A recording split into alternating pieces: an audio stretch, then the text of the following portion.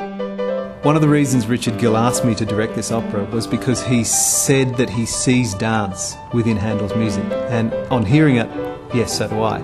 The reason I chose Stephen Heathcote is that his background is dance, an extraordinary background in dance. He's a virtuosic dancer with the Australian Ballet.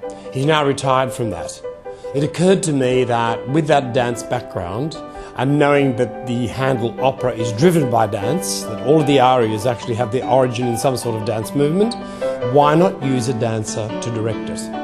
There's something about Handel and the music and the runs and the cadenzas and the power within this amazing music. What I'm interested in doing with our dancers is integrating dance within the production so that it doesn't become something that's just an add-on, that it's something that threads and weaves its way through the production and actually serves the drama and helps the unfolding of the story.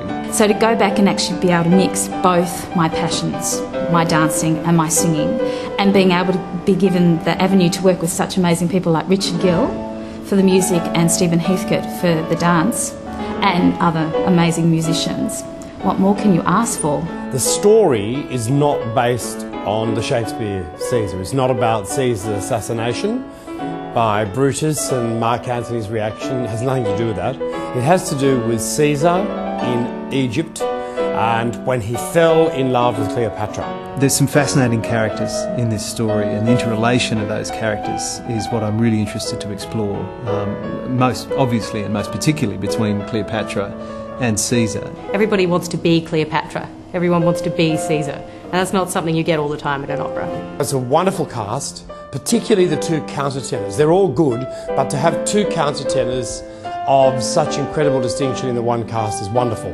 And it lifts the level of everything. Although I love this opera in its entirety, there are obviously a few favourites. V'adoro Pupile, which is in the second act, which is sung by Cleopatra, is just the most sublime piece of music.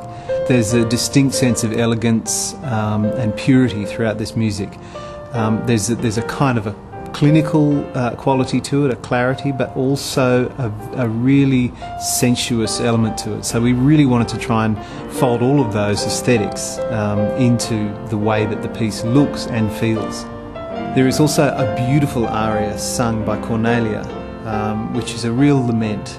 It's one of the most deeply heartfelt arias I think I've heard for a long time. So I think it's one piece of music that if you were unaffected by it, you'd have to be feeling for a pulse.